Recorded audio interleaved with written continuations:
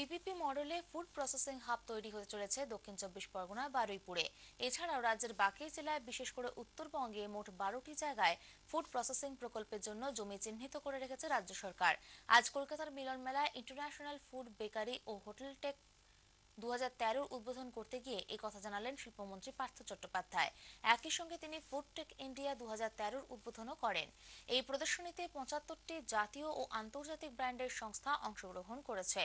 রাজ্যে বিনিয়োগের জন্য সেই সব সংস্থার কাছেও আবেদন জানিয়েছেন শিল্পমন্ত্রী। 18ই আগস্ট পর্যন্ত চলবে এই প্রদর্শনী।